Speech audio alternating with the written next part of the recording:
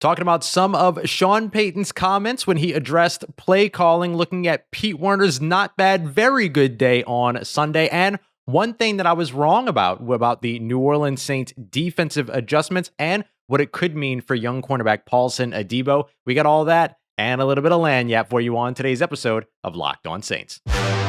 You are Locked On Saints, your daily New Orleans Saints podcast. Part of the Locked On Podcast Network, your team every day.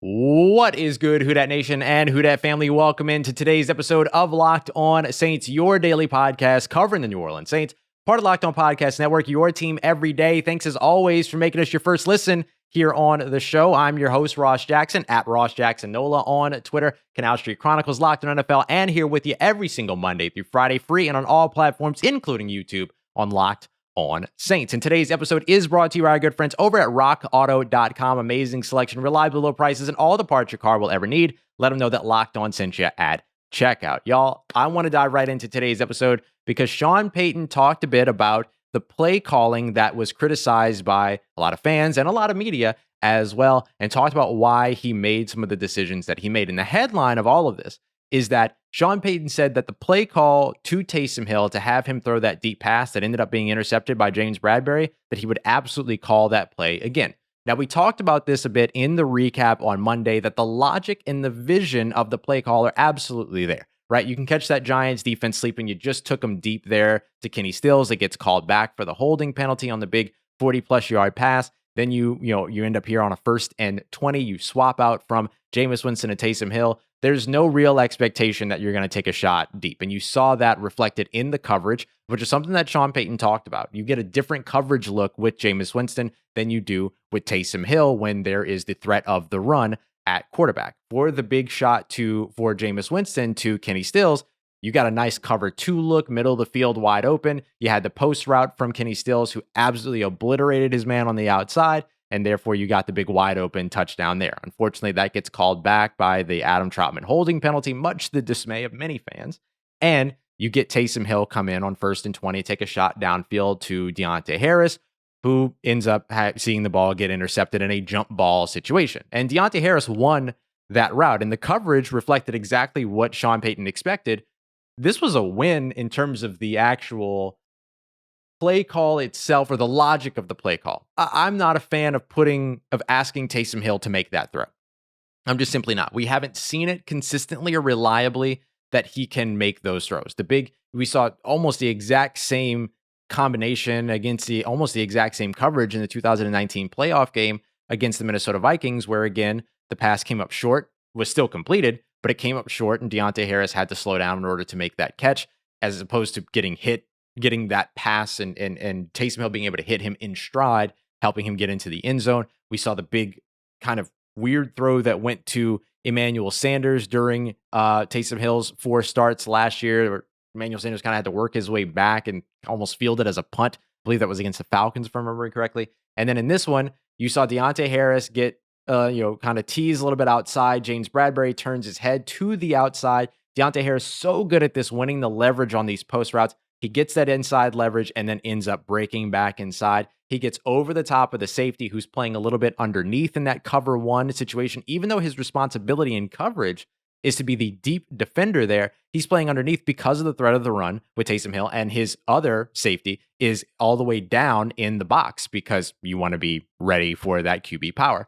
So Deonte Harris wins that route. And if that pass goes more toward the end zone and toward the outside, or even more toward even the middle of the field at that point, then all of a sudden you're able to hit Deonte Harris in stride and get him into the end zone. Instead, what you get is this jump ball where Deonte Harris had to come to a full stop, work his way back, and then try to win a contested ball with a defender that is just simply taller and bigger than he is, and James Bradberry comes away with that. James Bradberry was the guy that lost in coverage in the play earlier to Jameis when Jameis Winston was under center, to Marquez Callaway, who got a similar look. The cover 1 safety was underneath, and then you ended up coming out. So anyway, we saw it work with Jameis Winston under center as well, but I do understand the logic behind the play call of getting Taysom Hill out there. I just don't think that asking Taysom Hill to make that throw is what was absolutely necessary in that moment. I think you saw what Taysom Hill excelled at. He ran over half of that Giants defense to get into the end zone in the red zone. You saw him later on bowl through to get another touchdown in the red zone. Taysom Hill, invaluable in that part of the game. This, just not a part of his game. But Sean Payton mentioned that, look, you're going to get a different look, so I wanted to take advantage of that. Again, the play actually worked, but the execution wasn't there. According to someone on WWL radio this morning, Taysom Hill stubbed his toe in the midst of stepping up to make that throw. Sean Payton also bringing into question Taysom's technique and footwork and footing in that throw. So again, if it's technique that you're concerned about, if it's not being able to make that pass, I mean, all those things are there and evident. So why put Taysom Hill in that situation when you were winning all over the place when it came to the passing game? In this one, the passing game was going, and then for the team to go from that to not throwing but one pass over the next 3 possessions, not fantastic. So still worth questioning the play call, still worth making sure that you look at this and say, hey, maybe that's not the situation to put Taysom Hill in. And again, I don't put that on Taysom Hill. It's just simply not his game, as we said yesterday.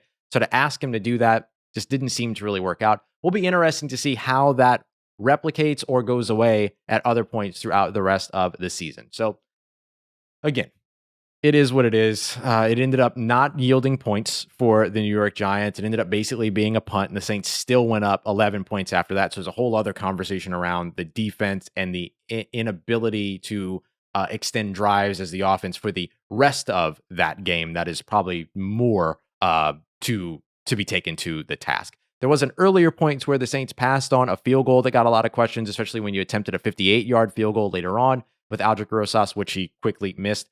But you had a 40-plus yard field goal that you could have taken, but then they ended up going with a run play to try to pick up the 4th and 2, 4th and 3 there. The Saints got the look that they wanted, according to Sean Payton, and it makes sense. It was a 4th down and short.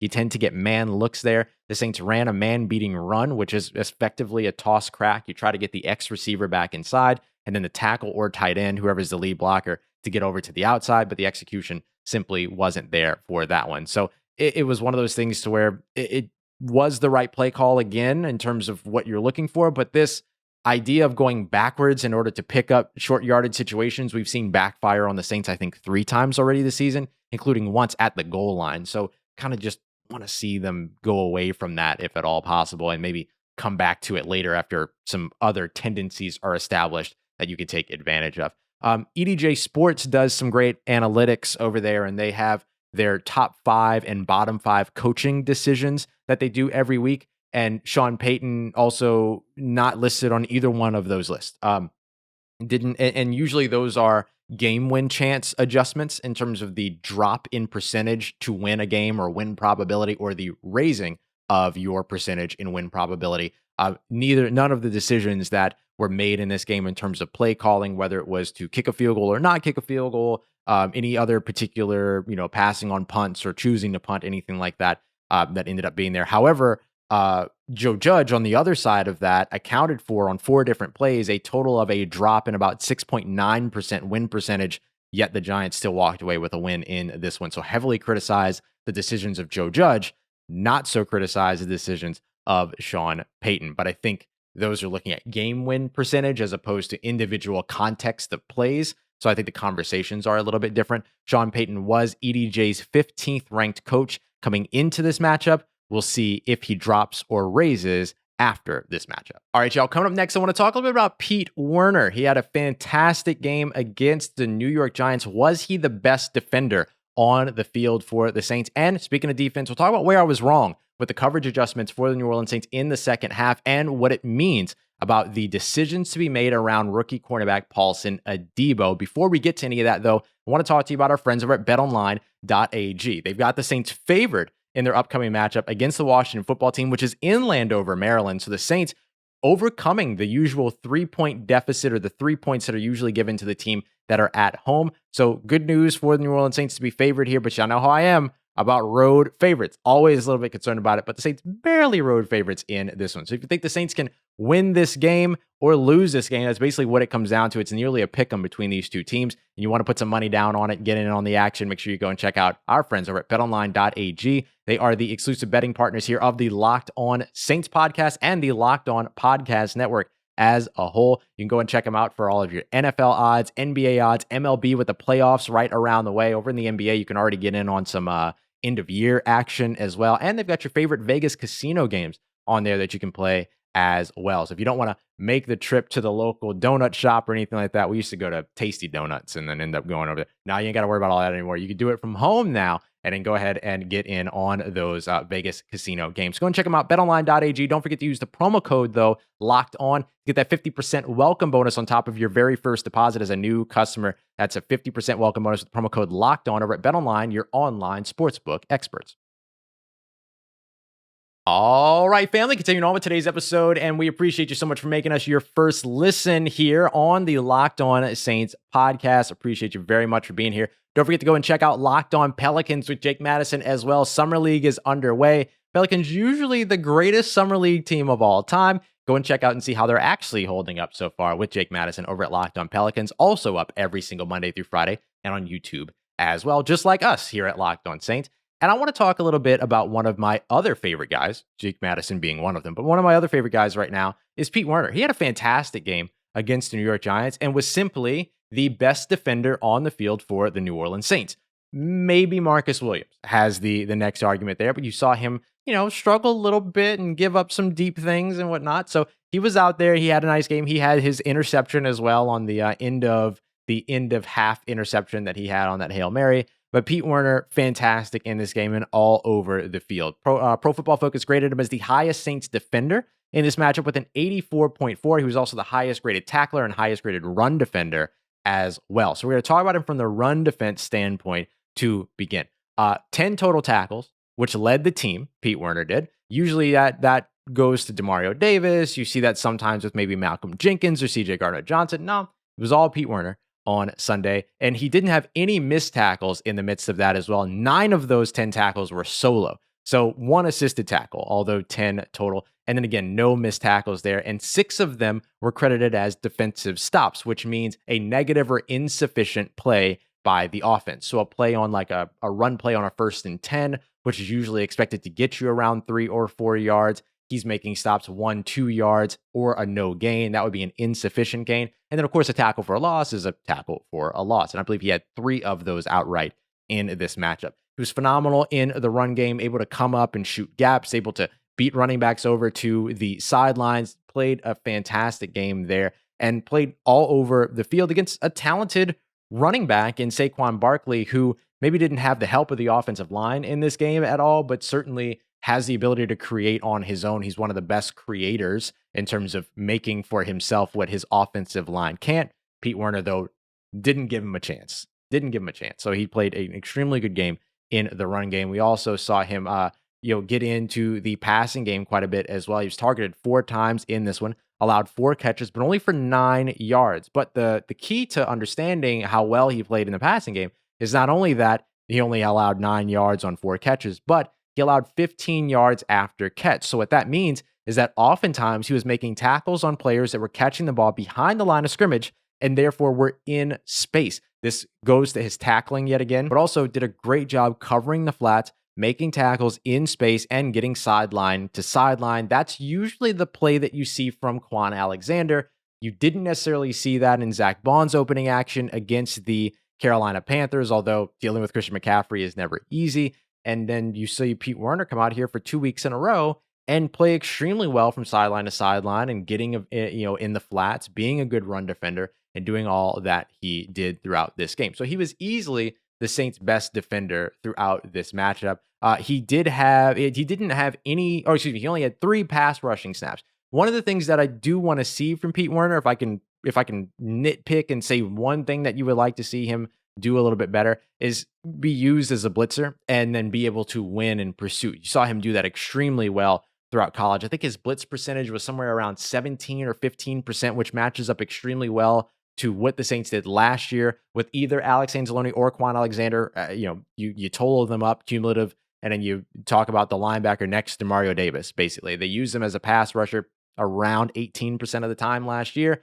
Pete Werner in college did that right around the same rate and did it successfully. Got a lot of pressures in college, extremely good in pursuit, attacks holes very well, and closes in on quarterbacks. He's very good with his angles. You see that when he makes those tackles out in the flats as well. Some legitimately outstanding play by Pete Werner can be bolstered a little bit more if he were used as a blitzer and able to continue to succeed in pursuit the way that he does, or the way that he did at Ohio State. But again, that's just me being nitpicky and saying, hey, here's a place where we could see some improvement. If he goes out there and continues to put even just this product out every single game, then I think the Saints are in a really, really good position while Kwon Alexander continues to recover. Now, Kwon was in the huddle before the game, along with CJ Gardner-Johnson and Demario Davis leading the pregame huddle. He had a big old cast on his arm, but he looked to be in good spirits, and he's eligible now to return to the team in terms of the logistics of the injured reserve list. He went on after week 1, so therefore, or later than week 1. So the 3 games that he needed to miss were 2, 3, and 4.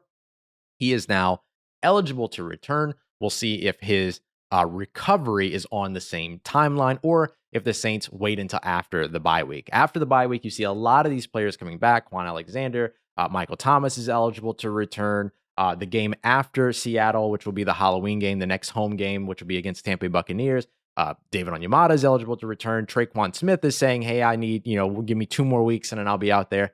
The Saints have done a really good job here with this rookie class. Payton Turner had to walk off the field for a while. He only played 30 total snaps in this game. He walked off with an injury. We'll see how he pops up on the injury report. You had, Tony Jones Jr. get carted off. We'll see how things are going with him.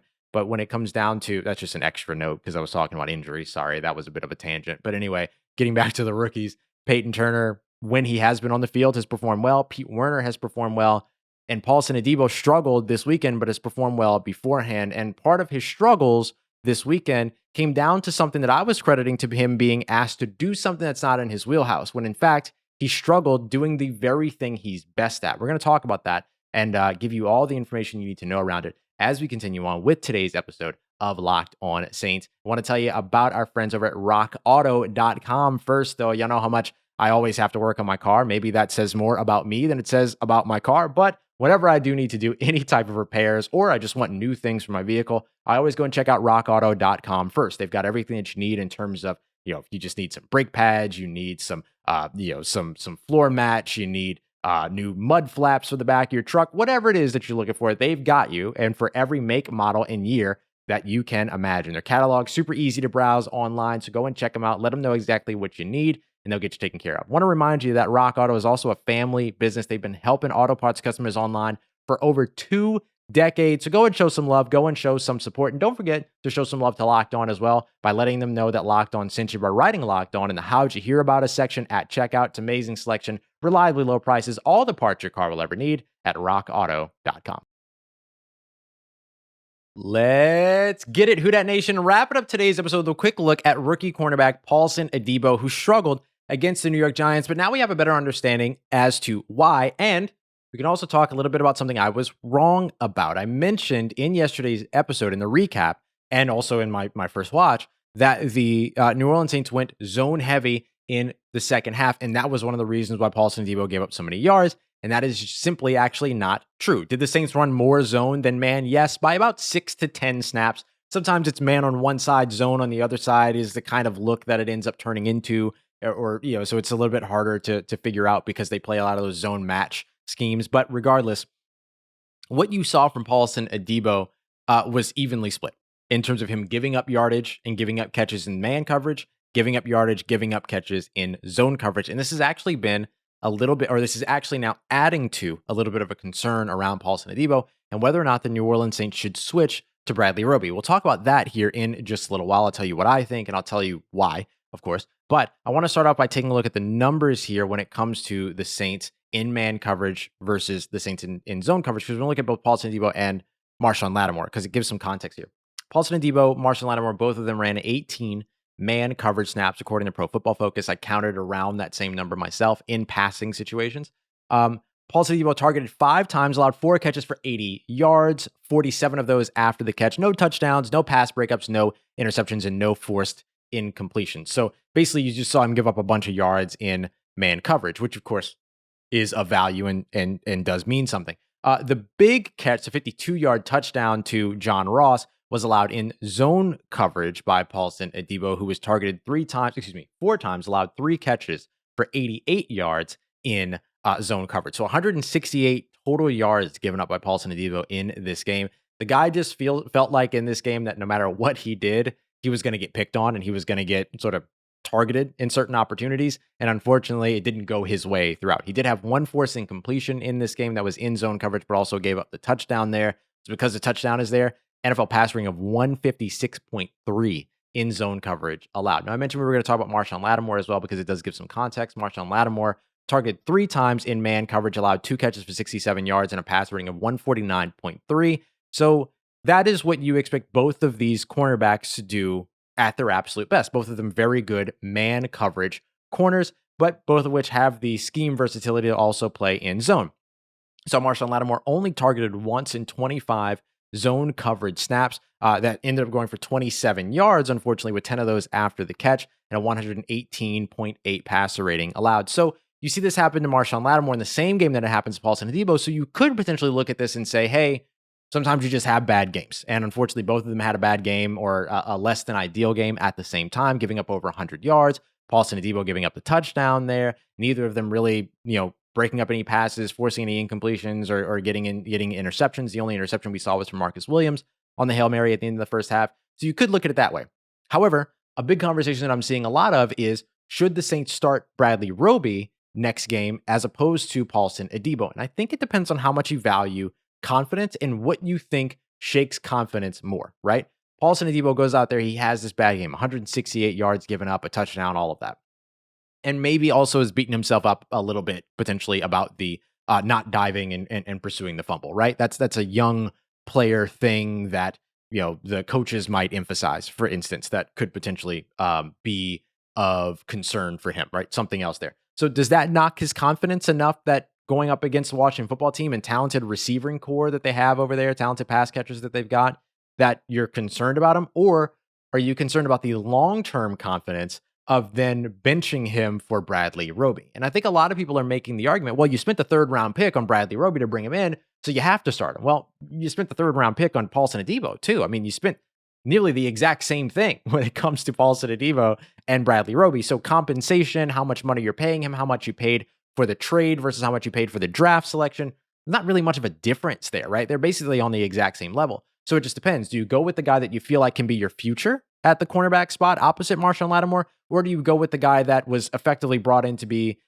I don't want to call him an insurance policy, but that was brought in to effectively be a 1-year, potentially 2-year guy, although he's going to cost you $10 million next season. So I don't think that Bradley Roby is probably on this roster next season, at least on his contract, a la Janoris Jenkins, who had to restructure his contract last year and then was cut this year. I don't see Bradley Roby being around for very long. So do you value Bradley Roby as somebody that you can bring in as a dime corner and then utilize, which you still run quite a bit of? He still saw the field 20 snaps in this game, which is a third of the snaps that Paulson Adebo and Marshon Lattimore, for instance, saw, which was around 63. And he was targeted once, allowed 1 catch for 3 yards. So not really much of a sample size off of Bradley Roby to say, yes, he is identifiably better than Paulson Adebo. You kind of have to go back to what you've seen from Bradley Roby over time. Do you prefer the proven veteran, or do you prefer the high ceiling potential in a guy like Paulson Adebo? And was this performance against the Giants enough to change your mind? It's not enough to change my mind. If he struggles again against the Washington football team, which again is very possible, it's an extremely talented wide receiver core, not as good a quarterback. I mean, not that Daniel Jones is a good quarterback, but not the best quarterback that Paulson Adebo has faced, because he opened up his career against Aaron Rodgers. So let's not forget that. But if he struggles again in that game, then I think, then you have the bye week to install and adjust and maybe handle that situation a little bit more without costing him his confidence for getting benched during his rookie season. You can kind of do that a little bit more lightly over the course of 2 weeks, as opposed to having to do it and get out there and play a game and having to focus on the game that's around the corner. So I think for the Saints, going with Paulson Adebo next week makes sense. And if he struggles again, then going to Bradley Roby after the bye makes sense. As of right now, though, I don't try to pull that trigger immediately and try to get him out of the lineup and potentially harm his confidence in terms of his long-term development. And again, I'm looking further down the road. It makes perfect sense that people would look at, no, Ross, right now is more important. And I completely get that. But I'm looking further down the road. And so for me, I think you keep Paulson Adebo and then you switch to Bradley Roby if he struggles again. this week. But let me know what you think. You can let me know in the comments here if you're watching on YouTube, or you can hit me up on Twitter at Ross Jackson, NOLA. We'll be back with you tomorrow. Tomorrow's Film Watch Wednesday. Like I mentioned, we saw some of the film early. We got the film early this week, so I already kind of went over some film notes, but there's a lot more to go through. We're going to break down a specific play from Pete Werner that was absolutely impressive. We'll go a little bit deeper into the deep shots and how they worked, why they worked, and why we should expect to see them again next week. And we'll take a look with our good friend Brooke Kirchhoffer, who's going to come through from WWL to help put a button on that loss against the Giants and help start to turn our focus to the Washington football team. So a lot coming up for you in tomorrow's episode, as well as Thursday and Friday, because we're here with you every single Monday through Friday. Thanks so much, as always, for making us your first listen of the day. Make sure now you go and check out the Peacock and Williamson podcast as your second listen of the day. All the NFL news that you need in less than 30 minutes with Brian Peacock and former NFL scout Matt Williamson. For everything in between all of our episodes, make sure you follow me on Twitter at Ross Jackson, NOLA. Hit me up. Let me know how the family's doing. Let me know how you're living. Let me know how your mom and them. And trust you, that nation. I'll holla at you.